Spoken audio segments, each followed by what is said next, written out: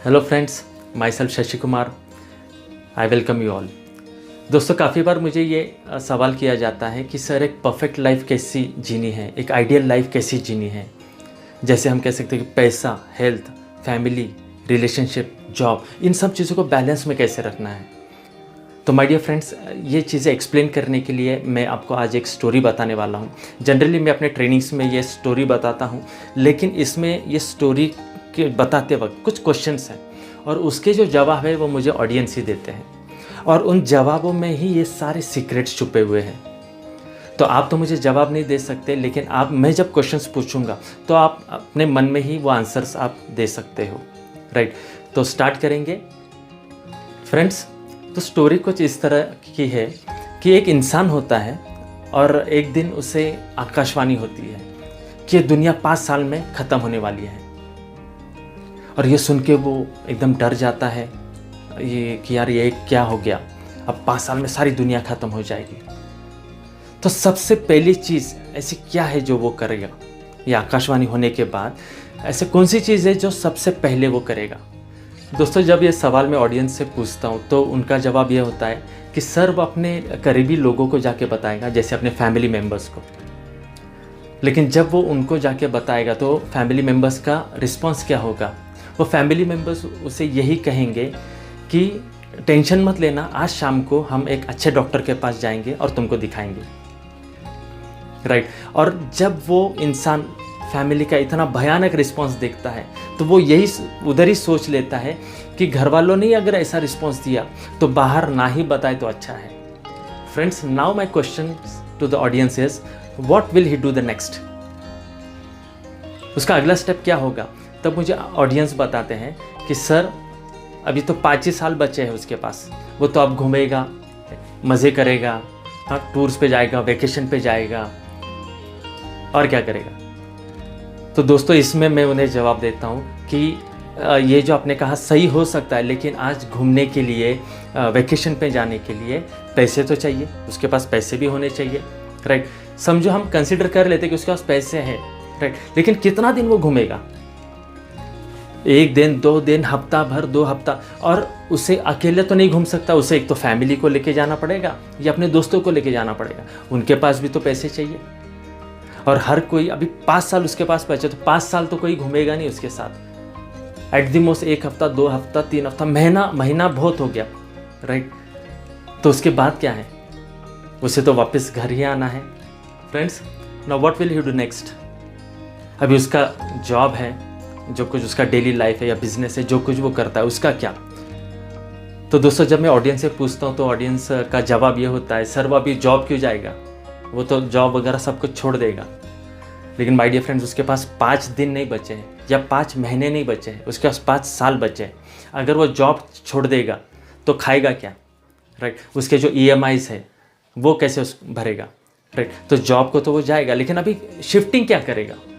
अभी पहले वो परेशान होता था, दुखी रहता था जॉब को लेकर, सेटिस्फाइड नहीं होता था, लेकिन अब जो चेंजेस होंगे, वो जॉब तो करेगा, लेकिन वो ये सोचेगा कि मैं दुखी होकर क्यों करूं, मैं खुशी खुशी अपना काम करूंगा, राइट। जो कलीग्स है ऑफिस में, वो उनसे कनेक्ट होने की कोशिश करेगा। एक बॉस नाम का प्राणी होगा, पहले वो उससे परेशान होता था, लेकिन अब वो क्या सोचेगा, भाई सिर्फ 5 साल बचे हैं, मैं अपना दिमाग खराब क्यों करूं उसके लिए, और अपना टाइम क्यों वेस्ट करूं परेशान होके। मैं अब उससे बिल्कुल परेशान नहीं होऊंगा, और जो कुछ न्यूट्रल रह के ही वो सब अपने काम करने वाला है। जैसे रिलेटिव्स हैं, अभी रिलेटिव्स कुछ अच्छे होते हैं, कुछ बुरे होते हैं, किसके साथ उसकी बनती थी, किसके साथ नहीं बनती थी। अब वो क्या करेगा, सबके साथ कनेक्ट होने की कोशिश करेगा, राइट। और जिन रिलेटिव से अगर उसे तकलीफ हो रही है, एट द मोस्ट वो उनसे दूर रहेगा, ओके। और दूसरी और एक बात, जो EMIs की जो बात आती है, मैं जब ऑडियंस से पूछता हूँ EMIs वो भरेगा या नहीं भरेगा, तो कुछ ऑडियंस मुझे जवाब देते हैं, सर अभी EMIs क्यों भरेगा, अभी इसकी कोई ज़रूरत ही नहीं है ना, 5 ही साल बचे हैं। तो माय डियर फ्रेंड्स, अगर EMIs वो नहीं भरता है, ये बैंक वाले 1 महीने या 2 महीने रुक सकते हैं, उसके बाद तो उसे नोटिस आएगी, कोर्ट केस भी हो सकती है, बदनामी हो सकती है। तो वो जाते जाते अपना नाम क्यों खराब करेगा। वो जो EMIs जो है वो टाइम पे भरेगा। पहले तो भी वो स्किप करता था, लेकिन अभी वो सब टाइम पे भरेगा, क्योंकि नाम खराब नहीं करना है जाते जाते। राइट, ये एक मेजर शिफ्टिंग उसके लाइफ में होने वाली है। Friends, now what about his negative patterns, जैसे एंगर, ग्रीड, जेलेसी, ये सारे जो नेगेटिव पैटर्न्स है उसके बारे में वो क्या शिफ्टिंग करेगा। तो ऑडियंस के अलग अलग जवाब होते हैं। सर वो अभी एंगर छोड़ देगा, सारे जो नेगेटिव पैटर्न्स है वो छोड़ देगा, राइट, लेकिन वो किस तरह से होने वाला है। जैसे हम एंगर पे बात करेंगे, जैसे उसको गुस्सा आता था, सपोज पहले छोटी छोटी बात पे वो गुस्सा करता था, अब क्या होगा, वो हर बात पे यही सोचेगा कि मैं अपना टाइम फिजूल चीज़ों पे या फालतू चीज़ों पे क्यों वेस्ट करूं। अभी वो गुस्सा करने से पहले सोचेगा कि यहाँ पर गुस्सा करना ज़रूरी है क्या।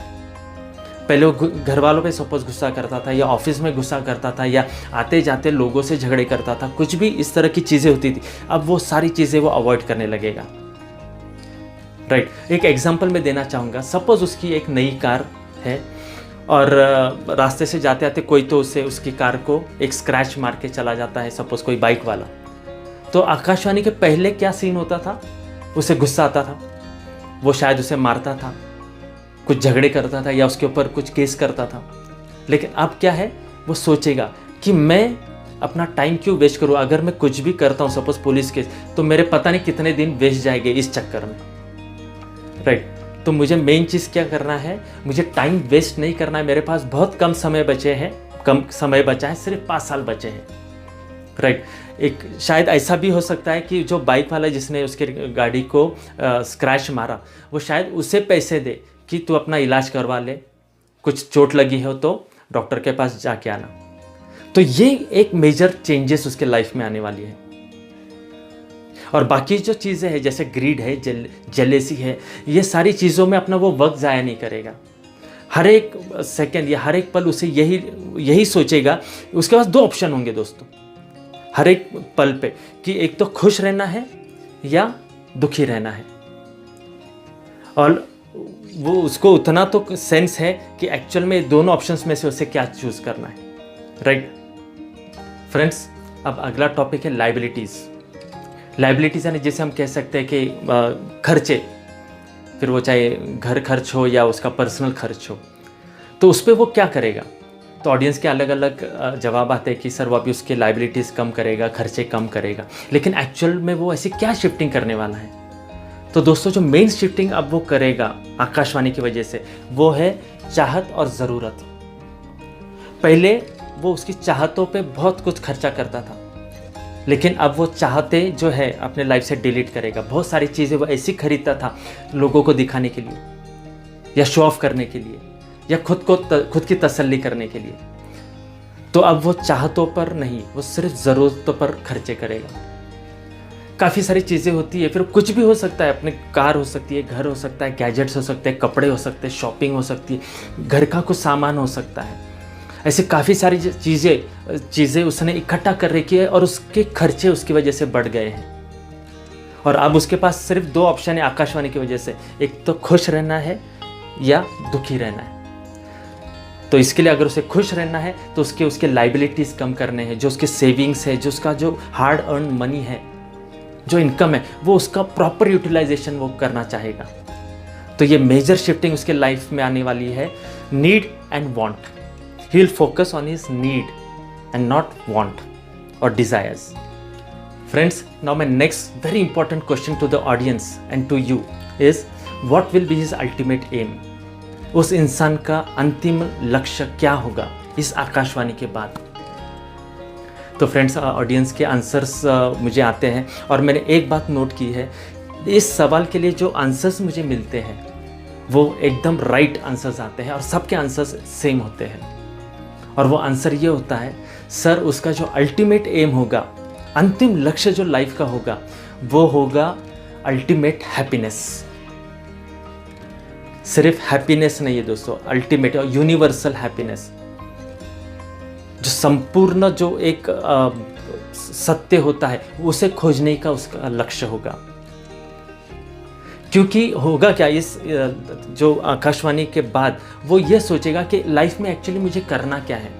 अभी उसे काफ़ी लोग अलग अलग जवाब देंगे इस हैप्पीनेस के लिए, कि तू ये कर तुझे हैप्पीनेस मिलेगी, तू शराब पी तुझे हैप्पीनेस मिलेगी, तू नशा कर उसमें बहुत आनंद होता है, तू शॉपिंग कर, तू घूमने जा, तू ये कर वो कर।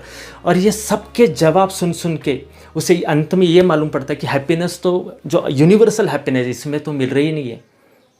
फिर वो बुक्स पढ़ेगा, वीडियोस देखेगा, कुछ स्पिरिचुअल ऑर्गेनाइजेशंस ज्वाइन करेगा, ये जानने के लिए कि इंसान का अंतिम लक्ष्य क्या होता है और ये अल्टीमेट हैप्पीनेस अचीव कैसे करनी है, जीवन में सुखी आनंदी कैसे रहना है, इसकी वो खोज करने लगेगा। और जो हैप्पीनेस के लॉज है वो जानने की कोशिश करेगा, उसके लिए वो समय देना शुरू करेगा दोस्तों। और जब उसे ये पता चलेगा कि हमें सिर्फ खुद के लिए ही नहीं जीना है, हमें कुछ अच्छे काम भी करने हैं, हमें दूसरों के लिए भी कुछ अच्छे काम करने हैं, तब वो उसे वक्त देना शुरू करेगा। वो सोशल वर्क में इन्वॉल्व हो जाएगा, कुछ चैरिटी करेगा, उसके पास जो स्किल्स है, जो टैलेंट्स है, वो उससे लोगों के लिए क्या कर सकता है, उससे वो उसके ऊपर सोचेगा। और तब उससे वो एक टेस्ट मिलने लगेगी दोस्तों। और उसके अंदर फिर वो और डीप जाके उसे और वो एक्सप्लोर करने की कोशिश करेगा। माय डियर फ्रेंड्स, अब जब उसने अल्टीमेट एम उसका ढूंढी लिया है, अल्टीमेट गोल उसका ढूंढी लिया है, राइट, यूनिवर्सल हैप्पीनेस, तो उसे इसमें और एक चीज़ पता चलने वाली है कि इस चीज़ के लिए अगर 24/7 खुश रहना है या यूनिवर्सल हैप्पीनेस अचीव करनी है, तो उसमें सबसे इम्पॉर्टेंट एक फैक्टर आता है, वो है हेल्थ, स्वास्थ्य। दोस्तों वो अब अपने स्वास्थ्य के लिए वक्त निकालना शुरू करेगा। पहले वो बहाने देता था कि मेरे पास टाइम नहीं है, ये एक्सरसाइज करना या प्राणायाम, योगा, ये सारा चीज़ें जो है वो करने के लिए मेरे पास वक्त नहीं है, राइट। लेकिन अब वो वक्त निकालेगा क्योंकि उसे 5 साल निकालने हैं, राइट। और अगर उसे एक अल्टीमेट लाइफ जीनी है तो उसके लिए स्वास्थ्य बहुत ज़रूरी है, क्योंकि अगर उसका स्वास्थ्य उसे साथ नहीं दे रहा है तो वो हैप्पीनेस लाइफ में अचीव नहीं कर पाएगा। तो अब वो एक्सरसाइज, जिम, जो कुछ भी है, प्राणायाम, योगा, मेडिटेशन, वो सारी चीज़ों के ऊपर स्टडी करेगा, उससे वो डेली बेसिस में अपने लाइफ में उसे उतारने की कोशिश करेगा। फ्रेंड्स, अभी आपने देखा होगा कि इस स्टोरी में जैसे जैसे हम आगे बढ़ रहे हैं, जैसे जैसे मैं सवाल पूछ रहा हूँ, जवाब दे रहा हूँ, तो एक चीज़ हमने देखी कि उसकी लाइफ में एक प्रोग्रेस होने वाली है हर लेवल पे, physical level, mental level, financial level, जो कुछ चीज़, ये सारे लेवल्स पे उसकी एक तरक्की होने वाली है, राइट। और इससे होगा क्या कि उसके लाइफ जीने का तरीका बदलने वाला है।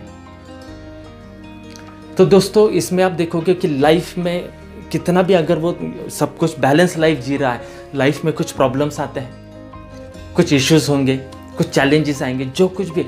अब क्या होने वाला है, ये सारा जब चीज़ें वो फेस करेगा तो उससे वो उसको सॉल्यूशन कैसे निकालेगा इन सब चीज़ों के लिए। तो दोस्तों आप देखोगे कि जब उसके अंदर इतनी मैच्योरिटी आ गई तो अब वो जो प्रॉब्लम्स या चैलेंजेस आएंगे उससे वो डिस्टर्ब नहीं होने वाला है, वो उससे न्यूट्रल रह के उसे वो फेस करने वाला है, राइट। क्योंकि अब उसे पता है कि अभी आकाशवाणी मतलब उसके 5 साल ही बच्चे हैं और अभी लाइफ का जो अल्टीमेट पर्पस है वो उसे समझ में आ गया है। वो अटैचमेंट और डिटैचमेंट का फ़र्क जान गया है। अटैचमेंट जिसे हम कहते हैं आसक्ति, राइट, तो उसके जो फ़र्क है वो जान गया है, किसमें कितना फंसना है, किन चीज़ों को कितना दूर रखना है, ये सारी चीज़ें वो जान गया है, राइट। किसी को कितना इम्पोर्टेंस देना है, ये सारी चीज़ों को वो सही ढंग से अभी वो अपने लाइफ में उतार रहा है। जो भी उसके लाइफ में प्रॉब्लम्स या जो कुछ चैलेंजेस, उसका एक प्रॉपर सॉल्यूशन वो निकाल पाएगा। ये सबसे बड़ा बेनिफिट उसको होने वाला है। दोस्तों अभी इस कहानी में आपने देखा किस तरह से उस इंसान में शिफ्टिंग होती गई और धीरे धीरे वो एक बैलेंस लाइफ जीने लग गया। उस आकाशवाणी के पहले उसकी लाइफ कैसी थी और आकाशवाणी के बाद उसकी लाइफ में क्या क्या चेंजेस आए और हर लेवल पे वो किस तरह से एक बैलेंस लाइफ जीने लग गया, जैसे physical level, mental level, financial level, relationship level, अपने जॉब में, हर जगह वो एक खुद को अपग्रेड करते गया और एक अल्टीमेट लाइफ जीने लग गया। तो दोस्तों जब ये सब मैं डिस्कस करता हूँ ऑडियंस से तो उनका एक सवाल मुझे आता है, वो कहते हैं सर ये तो एक स्टोरी है और उस इंसान को तो आकाशवाणी हुई थी, लेकिन हम क्या करें, हमको थोड़ी आकाशवाणी हुई है, तो हम लाइफ में ये सारी चीज़ें कैसे अप्लाई करेंगे।